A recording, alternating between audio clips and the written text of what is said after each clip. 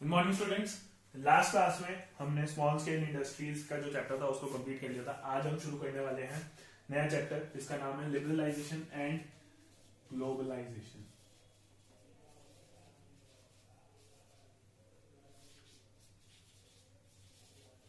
ये चैप्टर जो है आपने बहुत अच्छे से पढ़ा हुआ होगा,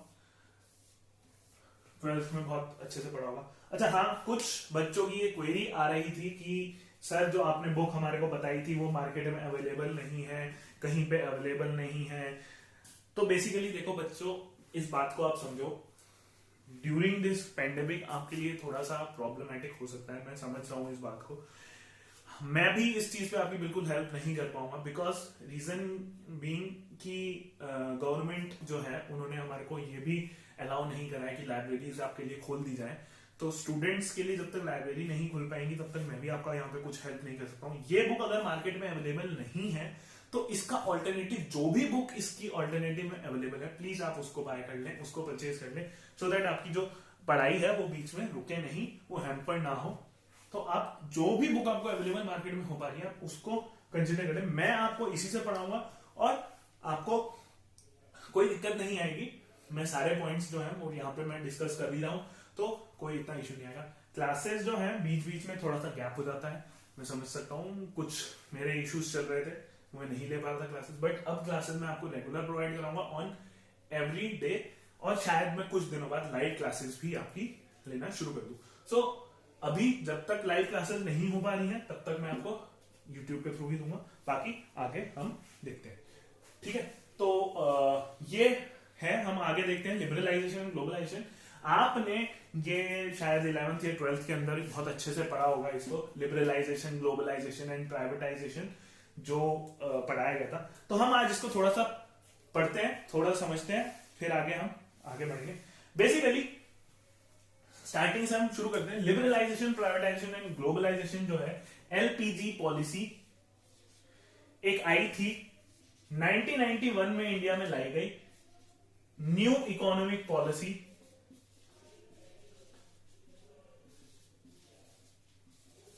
उसके अंदर एलपीजी इंट्रोड्यूस किया गया था। लिबरलाइजेशन, एलपीजी का यहां पे मतलब है लिबरलाइजेशन, प्राइवेटाइजेशन एंड ग्लोबलाइजेशन। तो यहां पे एलपीजी को आप लिक्विफाइड पेट्रोलियम गैस ना कंसीडर करें, और कभी भी आपसे कोई वायवा के अंदर कभी भी ये चीज पूछी जाती है तो आपको ध्यान रखना है कि liberalisation, privatisation, globalisation full form होती है एलपीजी की। तो ये जो लाया गया 1991 में न्यू इकोनॉमिक पॉलिसी में इंट्रोड्यूस कराया गया। ये 1991 में न्यू इकोनॉमिक पॉलिसी जो हमारे को दी थी वो दी थी हमारे पूर्व प्राइम मिनिस्टर जो थे अभी, वो उनके द्वारा, वो उस टाइम पे हमारे फाइनेंस मिनिस्टर थे जिनका नाम है सरदार मनमोहन सिंह जी। ये बहुत ही अच्छे एक इकोनॉमिस्ट माने जाते हैं अपने टाइम के, और आज भी इनको बहुत अच्छा एक इकोनॉमिस्ट कंसीडर किया जाता है। उन्होंने ये एक पॉलिसी ये लेके आए थे, न्यू इकोनॉमिक पॉलिसी, जो कि बहुत ही इंपॉर्टेंट पॉलिसी थी हमारे देश के लिए उस टाइम पे। और इसमें जो इंपॉर्टेंट चीज थी वो ये थी कि उस टाइम पे देश एक बहुत ही ज्यादा बुरे हालातों से गुजर रहा था, एक बहुत ही गंदी स्थिति हो रखी थी हमारी इकोनॉमी की। तो उस स्थिति को संभालने के लिए हमारी गवर्नमेंट ने वर्ल्ड बैंक से लोन मांगा था, वर्ल्ड बैंक से उधार मांगा था कि हम अपनी इकोनॉमी को ठीक कर सके। तो वर्ल्ड बैंक ने सीधे से एक कुछ आगे हमारे सामने शर्तें रख दी थी कि आपको इसको अपनी इकोनॉमी के अंदर इंट्रोड्यूस करवाना पड़ेगा, तभी आपको मैं लोन प्रोवाइड करा पाऊंगा। तो जो वर्ल्ड बैंक की शर्तें थी उसको मानते हुए 1991 के अंदर 24 जुलाई 1991 के अंदर न्यू इकोनॉमिक पॉलिसी लाई गई by finance minister Manmohan Singh ji. तो इन्होंने ये पॉलिसी लेके आए थे, और ये पॉलिसी जब आई उसके बाद से इकोनॉमी में हमारी बहुत सुधार आया, बहुत ही अच्छा इकोनॉमी हमारी डेवलप हुई, बहुत चीजें अच्छी हुई। सो हम यहां पे सिर्फ और सिर्फ प्राइवेटाइजेशन के बारे में नहीं पढ़ेंगे, हम सिर्फ और सिर्फ लिबरलाइजेशन ग्लोबलाइजेशन के बारे में पढ़ेंगे, जो कि हमारे सिलेबस के अंदर इंक्लूडेड है। अच्छा हाँ, मैं कुछ चीजें आपको ये बताना चाहूंगा, मतलब कुछ आपकी तरफ से क्वेरीज भी आ रही थी कि भाई हमारे को सिलेबस प्रोवाइडेड नहीं है। बेटा अगर आपको सिलेबस नहीं पता है तो इट विल बी गुड, आप HNB गढ़वाल की साइट पे जाएं, वहां पे आपको सिलेबस पूरा का पूरा बीकॉम का हर एक सब्जेक्ट का अवेलेबल हो जाएगा। आप वहां पे जाके देखें, सर्च करें, आपको सिलेबस मिल जाएगा। अगर नहीं मिलता है, मैं कोशिश करूंगा जो मेरे पास प्रोवाइडेड है सिलेबस, मैं वो आपको PDF के फॉर्म में प्रोवाइड करा दूंगा।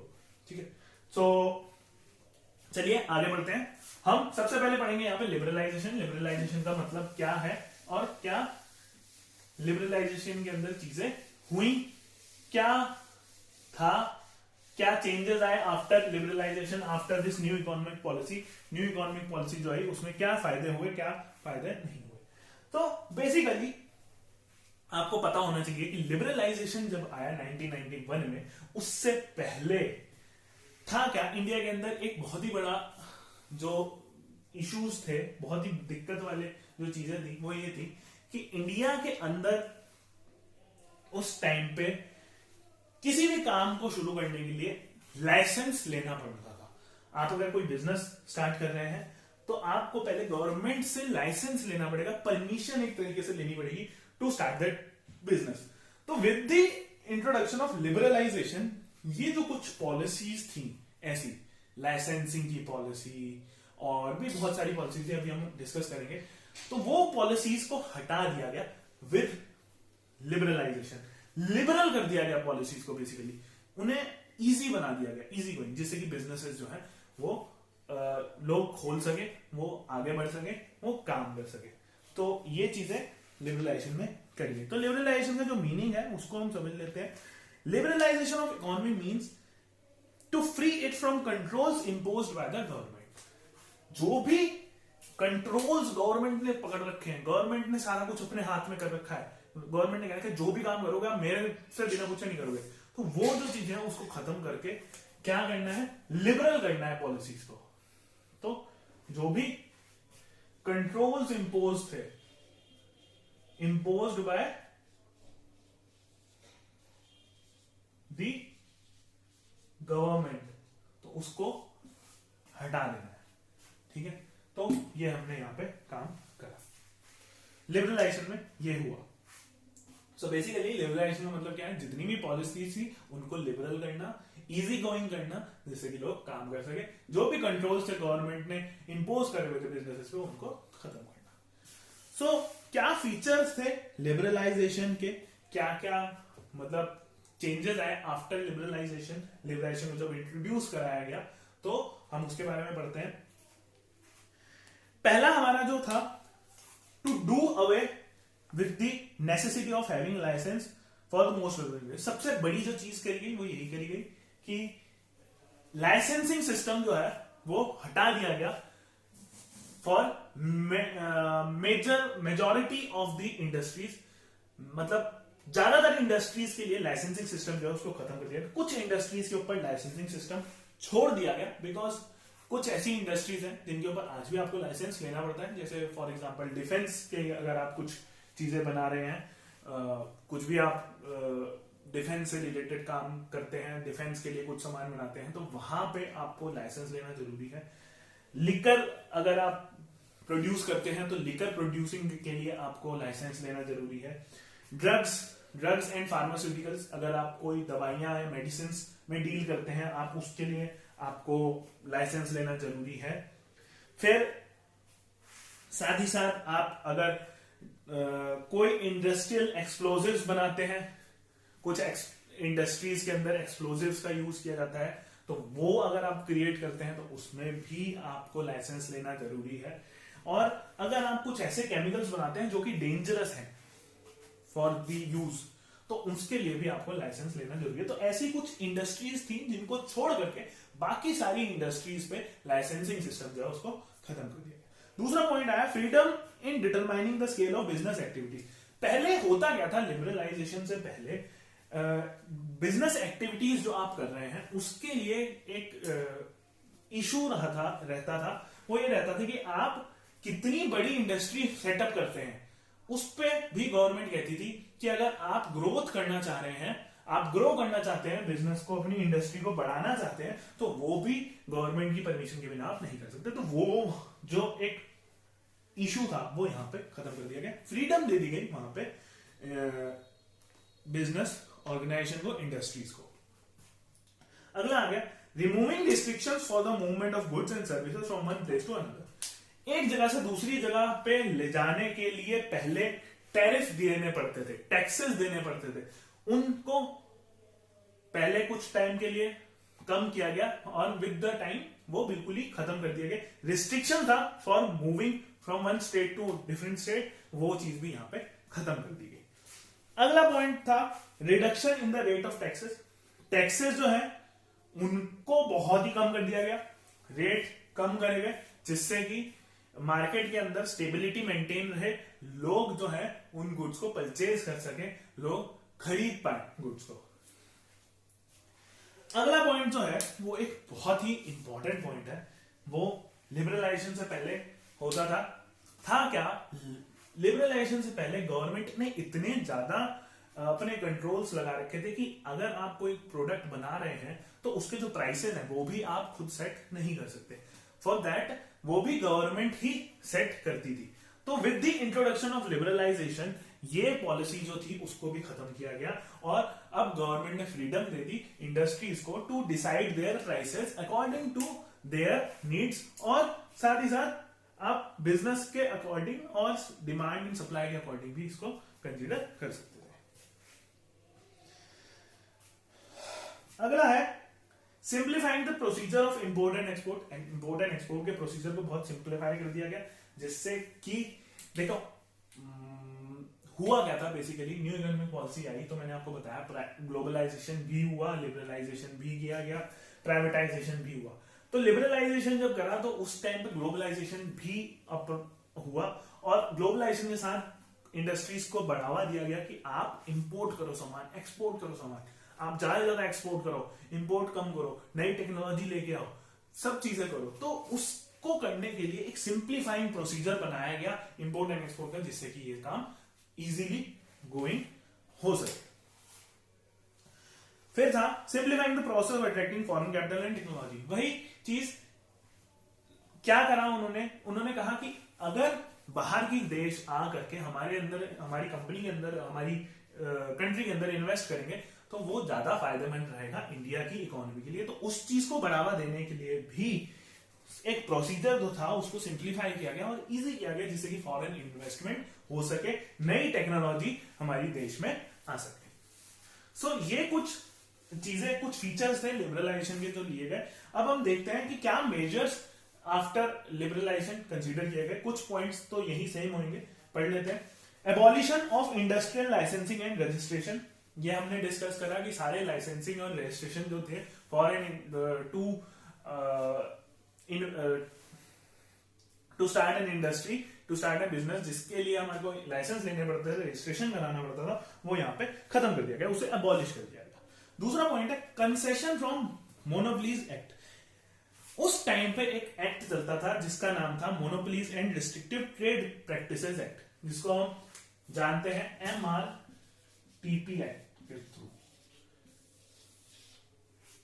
उस टाइम पे एक एक्ट चलता था MRTP एक्ट, उसको भी खत्म किया गया। ठीक है, जो फर्म थी ऐसी उनको यहां पे करेंगे, रिस्ट्रिक्टिव ट्रेड प्रैक्टिसेस थी उसको हम यहां पे खत्म करते। ठीक है, तो बेसिकली क्योंकि जब गवर्नमेंट ने इजी गोइंग प्रोसेस करा है तो उन्होंने कहा कि अब आपको कुछ ही सिर्फ इंडस्ट्रीज हैं जिनके लिए लाइसेंस लेने पड़ेंगे, तो ये एक्ट में कुछ ही फर्म्स आएंगी सिर्फ, उनके अलावा छोड़ करके, उन फर्म्स को छोड़ करके कोई फर्म को लेने के लिए आपको जरूरत नहीं पड़ेगी। अगला था freedom for expansion and production industries. हम इस पर बात करते हैं कि गवर्नमेंट ने कहा कि आप जितना चाहे, जितना इन्वेस्ट करना चाहते हैं उसके अंदर आपको परमिशन मिलेगी, कभी जरूरत नहीं है। इंडस्ट्रीज को आप ग्रो करना चाहते हैं, एक्सपेंड करना चाहते हैं, तो वो आप उसकी फ्रीडम प्रोवाइड कर दी गई। फिर आया freedom to import capital goods. हमने बात करी कि इंपोर्ट एंड एक्सपोर्ट करने की जो प्रोसेस था उसको इजी गोइंग किया। साथ ही साथ उन्होंने एक फोकस जो दिया वो ये दिया कि आप बाहर से टेक्नोलॉजी को लेकर के आए, आप कैपिटल गुड्स जो है बाहर के, नई जो मशीनरी है, नई टेक्नोलॉजी है, उसको लेकर के आए मार्केट के अंदर और यहाँ पे वो चलाए। फिर आया इन freedom of import of technology, वही भी हमने बात करी। और जो एक मेजर चेंज था वो था freedom of determination of free determination of interest rates. With the liberalisation government ने एक बहुत ही अच्छी चीज करी। वो क्या करी, उन्होंने एक रिजर्व बैंक ऑफ इंडिया जो था वो यहाँ पे क्रिएट किया गया, एक हेड क्रिएट किया गया बैंक्स का, और उन्हें रिजर्व बैंक ऑफ इंडिया को बोला गया कि आपके पास फ्रीडम है to determine the interest rate of the banks. Interest rate जो है उसे डिटरमाइन करने के लिए आपको हमने फ्रीडम दे दी है on the basis of demand and supply. Demand कितनी है, सप्लाई कितनी है, उसके अकॉर्डिंग आप इंटरेस्ट रेट को अब फ्रीडम कर सकते, फ्रीडम है आपको डिटरमाइन करने के लिए, आप अपना कितना इंटरेस्ट रेट होना चाहिए उसको कैलकुलेट कर सकते हैं। तो बेसिकली गवर्नमेंट ने सारी चीजें जो है वो अब हाथ में दे दी, जो पावर उसके पास थी गवर्नमेंट के पास, जो अपना कंट्रोल उसने अपने पास रखा हुआ था, उसको खत्म करते हुए उन्होंने वो सबको इंडस्ट्रीज को दे दी, जिससे कि वो थोड़ा सा बढ़ावा मिल सके और हमारी इकोनॉमी और अच्छी हो सके। तो ये बात तो हम थी लिबरलाइजेशन की, ठीक है। तो लिबरलाइजेशन में आपका ज्यादा इस बुक के अंदर उतना फोकस नहीं है, ज्यादा फोकस है ग्लोबलाइजेशन के ऊपर, बट वही बात है कि आपने ये चीज पहले से पढ़ी हुई है, तो हम थोड़ा सा इजी गोइंग और फास्टली इसको कवर करेंगे।